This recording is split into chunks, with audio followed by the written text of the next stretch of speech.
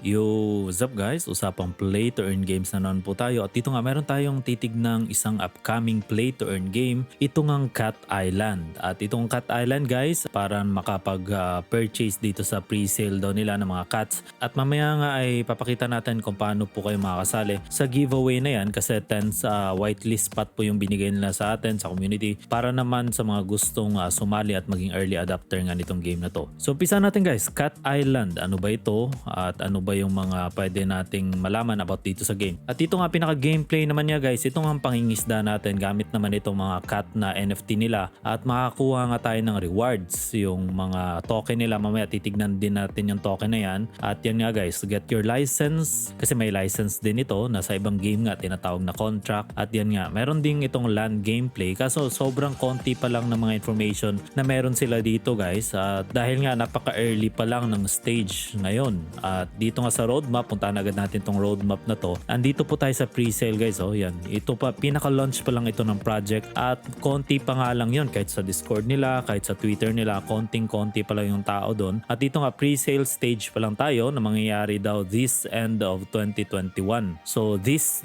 December na po yan guys. Yung kabuuan ng December ay yan, mag-announce sila ng pre-sale pero ngayon po ay whitelisting na po para naman sa mga gustong bumili ng NFT nila. Tapos economy, yan po, nakalagay dito yung economy pero mas maganda tignan natin dun sa white paper. Pero yan po yung pwede nating gawin dito sa mga play to earn na to. Yan, upgrade your, may license sila, may loot box sila, may craft items, may repair din. So kagaya ng ibang game, di ba, na hindi mo lang basta gagamitin, kailangan mong i-repair yung mga items mo. At ang play to earn nga yan, daily order, special event yan. Yung fishing mismo, yung island income pag meron na po yung land gameplay. So yun guys, end of website. Sabi ko nga sa inyo, sobrang konti pala ng information about dito sa game kaya puntahan na natin yung white paper nito. Una guys, so Cat Island, yan, play to earn games sa Binance Smart Chain. Dahil nga mga NFTs yung mga cats dito, pwede nating ibenta dito din sa marketplace nila. So Binance pa ito kagaya ng ibang game na alam naman natin may gas fee pero sa mga lumalabas na game ngayon ay may mga server naman na yan. So hindi na masyadong concern yung mga gas fee kasi nga unti-unti nang nakaka-adapt itong mga bagong game na para maiwasan yung malaking bayad natin sa mga gas fees. So meron po silang gaganaping NFT pre-sale. Yung token po nila na FCAT ay wala pa pero next daw po yan after nitong mga NFT pre-sale na to. Tapos ang bayad naman dyan sa pag-purchase sa pre-sale guys, ito namang BNB. At ang makukuha natin sa pre-sale na yan, itong origin nila na cats. So iba daw yung normal cats at iba daw yung origin cats na mas mataas nga yung origin cats. Ganun naman talaga mga Genesis NFT, di ba? Mas malakas kaysa or mas maraming benefits kaysa doon sa mga normal na mga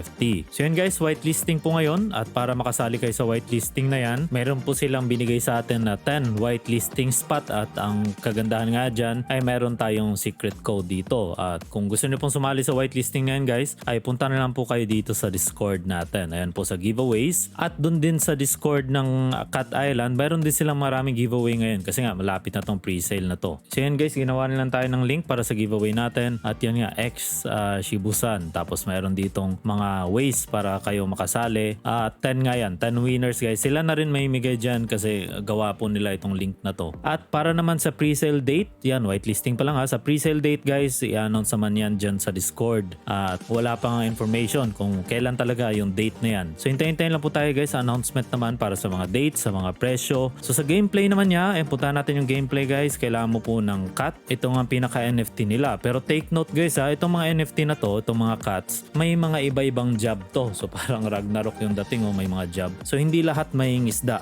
At hindi lahat ng NFT pwede mong kunin, pwede ka magkaroon ng lahat ng job. Hindi po. Ang pwede lang daw magkaroon ng lahat ng job na pwede siyang magpalipat-lipat ng job. Ito nga mga origin nila. So yan daw po yung isang benefit ng magkaroon ka nitong mga origin cat na nabili dito sa pre-sale ay lahat ng jobs daw pwedeng gawin nitong mga Genesis na mga cats nila. So ang pinaka-concept dito guys ay kailangan mo ng NFT, kailangan mo ng rad itong pang isda nila at pag nagkahuli ka nga ng isda ay magkakaroon ka ng reward. So ganyan siya kasimple pero pagka denive in natin may mga ibang aspect pa. Kagaya po nitong license guys na parang concept nga to na kinuha dito sa ibang mga game na contract, di ba? Doon sa Crypto Mines meron silang contract at dito nga sa Crypto Gods yung Elan Vital naman pero dito license ang tawag nila at wala nga ako nakikitang time limit, di ba? Doon sa ano, kailangan mong mag-purchase every 7 days, 15 days, or 30 days. Pero dito guys, instead naman na days ang bibigay sa'yo, ang kaibahan sa ginawa nila dito ay yung reward mismo. Meron kang parang allocated na reward na pwede mong makuha pag meron kang license na yan. Yan, rewards pool nakalagay dito. At mas mataas level, mas marami kang reward sa makukuha. At siguro pag naubos yan, ay kailangan mo ulit ng license, di ba? At magmamatter nga din sa license mo kung gaano ka kabilis makapag-ROI. Dahil nga, mas maraming or mas malakas yung license mo, mas mataas yung level, mas maraming mission kang magawa daily. So mas mabilis mong makukuha itong mga rewards mo pag mataas ang level ng license mo. Pero ganoon pa man, parang contract din po yan na kailangan mong bilhin every time na maubusan ka, kagaya po ng mga ibang games na lumabas din, yung CryptoMines at CryptoGods. So pag may license ka na, pwede ka nang mangisda gamit naman itong mga fisher cat mo. At ang unang nga nating makukuha ang NFT, siguro wala pa yung ibang job, di ba? Ito palang fisher cat nga. So magiging fisherman din ang lahat, di ba? So yan po. Pero meron kasing island gameplay guys na hindi lang puro fishing daw in the future. Magkakaroon daw ng iba-ibang gagawin, kaya may mga iba-ibang job. Pero yan po ang una nilang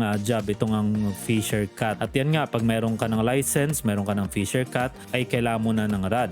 Tapos itong rod guys ay may mga ano din to, may durability din to. So nasisira din siya na pagka naubos yung durability niya, kailangan mong i-repair gamit naman itong token din nila. So kasama yan sa nagpapaikot dito sa economy na to. Tapos may mga ano din to, yan, may mga iba-iba ding klase. May tropical, swamp, glacial type na mga equipment, na cats, at itong ang location. So yung cats mo, kung ano siya, kung tropical, kung makikita niyo po, meron ditong mga ano din, may types din. Makikita niyo po dito sa cat po ito, fisher cat, meron siya mga types. So may tropical, may swamp, may glacial. So pagka ang cat mo ay parehas ng tropical, tapos ang rod mo, yung pinaka pamingwit mo ay tropical din, tapos yung location na pupuntahan mo, tropical din, mas mataas yung makuha mong mga fish or mas nagkakaroon ka ng benefits pag pare-parehas ng types. So may types din po yan, yung cat, yung rod, tsaka itong location. So yun guys, ang rod naman makukuha din kagaya ng cat, galing po sa loot box. So loot boxes siya na pag inopen mo, iba-iba din yung rarity na yan, at kagaya ng cat, iba-iba din rarity. Tapos yung cat na yan, pagka ginamit mo, magkakaroon ng experience. Tapos pag dumating na siya sa point na pwede na siyang i-upgrade, kailangan mo magbayad ng F-cat para naman ma-upgrade yung mga cat mo. So ganun ulit guys, pag open mo niyan, iba-ibang attributes makukuha mong cat. So depende lang din sa swerte mo yung guys, kung anong NFT yung makukuha mo. At yan nga, meron ka ng cat, meron ka ng rod, at time na nga para makapag-fish ka. So ang next mo naman yan, may mili ka ng location, kagaya ng sinabi ko kanina. Parehas yung mga types ng mga gamit ng cat at location mo, mas maganda yung kuha mo ng mga fish. Yung mga fish na yan, may rarity din yan. So mas maganda yung rarity yan, mas mahal ang mga fish na yan, at mas maganda nga yung bigay na experience. Tapos next naman guys, aside pa dyan sa mga fishing na yan, yung pwede nating gawin sa mga daily mission, ito namang mga special event nila, yan, wag muna yan kasi hindi pa naman agad yan So may mga event sila yan, legendary spots na pwede nating salihan. At itong ang island, na itong island pwedeng magkaroon ng iba-ibang job yung mga mechanics, itong mga job na to, iba-ibang job, hindi lang pangingisda ang gagawin mo. So halos ganyan lang po yung gameplay guys. NFT mo cat, NFT mo rod, tapos may mili ka ng location para mangisda, tapos mayroon kang license. So yan po yung rundown ng mga kailangan natin para makapaglaro dito naman sa Kite Island. So yung license na yan, kung familiar po kayo dito sa CryptoMines at itong ang CryptoGods, yan po yung parang contract nila. Ang kaibahan lang po dito sa Cats, yung contract niya ay hindi po na-expire by day or by duration. Ang meron sa kanya is allocation ng reward. Yun po yung kaibahan ng license dito. Meron kang allocation yan. Nakalagay naman po guys. So pag naubos yan, kailangan mo ulit bumili ng license. So tignan naman natin guys yung token nito. Ito nga ang FCAT na token. At konti pa lang. Ito pa lang yung allocation nila guys. So 4 lang. Total supply 10 million. At medyo mababa din So sa tingin ko po, pag naging successful po itong pre-sale ng token nila, ito nga mga NFT nila, at hindi naman naging rug pull project ito, pagmamahal din po ito guys kasi 10 million lang din yung ano nila, 10 million lang din yung supply nila. So yung mga sweldo daw guys nitong team at ginagastos nila para sa marketing, ito naman sa mga license. Yung mga license sale, yan, dyan po. Kaya walang nakalagay dito na developer guys, tsaka marketing, wala pong nakalagay. Puro private, public, liquidity na agad. At dito nga, ang kita naman daw nila dito galing sa mga license. At meron ding 3% guys na bayad sa marketplace. At meron ding 5% para sa mga magbebenta ng token. So walang buying percentage, sell lang. So take note 5% po pag gusto niyo magbenta ng token. At ito nga guys, meron silang mga system para sa pag-inflate at deflate nito mga token nila. So pagka gumagawa ka ng daily mission, yan, magkakaroon, mag-inflate yung token. At pag-deflate naman dyan, ito naman mga gagastusin natin dito sa in-game para naman daw mabalance yung economy na yan. At usapang dev nga guys, hindi po sila docs. Kung ano mga reason nila, kung hindi sila docs, ay siguro sa security or ano man. Pero yan po, hindi po docs yung team nila guys. At kung ayaw nyo nga sa mga ganyan na hindi docs, ay pag-isipan nyo muna kung may balak kayong pumasok sa game na to. At isa nga sa napansin ko dito guys, medyo nagbasa ako ng konti dito naman sa Discord nila. At kayo din po, kung gusto nyo pong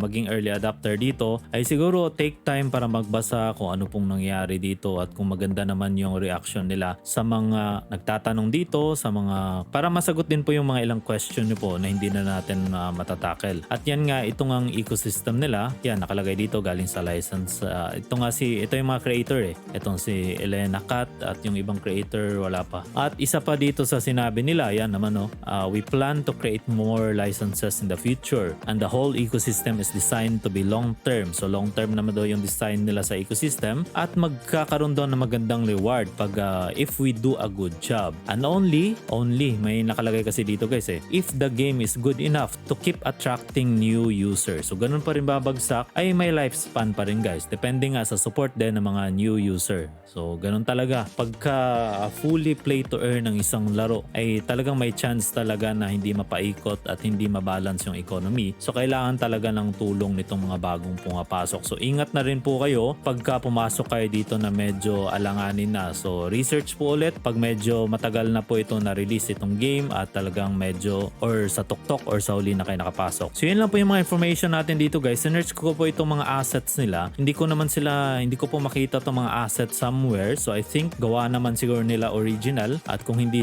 nila gawa, hindi ko lang siguro makita kung ano ba to, assets ba to, binili ba nila to or copyrighted ba to. Wala naman akong nakitang ganun. At para nga sa mga nagbabalak dito guys, ito naman yung mabibigay kong risk meter para sa game na to. At medyo tumaas lang siya dahil sa hindi docs at medyo konti or napaka-early pa lang talaga. Mataas yung risk pero ganun pa man guys, ang suggestion ko po sa inyo sa mga ganito na gustong pumasok ng early, pag nakapasok naman kayo sa whitelist ay magandang bagay yan dahil may whitelisting sila. Yung mga scam project kasi na ilan guys ay mapapansin mo agad kasi ano sila tanggap lang sila ng tanggap ng pera at kahit nga hindi whitelist pwede kang bumili. So ganyan kadalasan yan. Sa mga ganito dapat ang titignan nyo talaga guys na pagka lumabas pa itong mga pre-sale na to, dapat hindi talaga pwedeng bumili ng sobrang dami. Limited lang talaga per wallet. Dapat may allocation lang, kahit pa may pera ka, diba? Konti lang talaga pwede mong bilhin. At yung konti naman na yan, pagka naman nag-hype yung project at tumaas, ay malaking pera na rin po yan guys. Pag nakapasok ka po dito sa mga pre-sale na to, kagaya nga nitong mga nakaraan na maraming nga nakapasok dito sa Crypto Mines at itong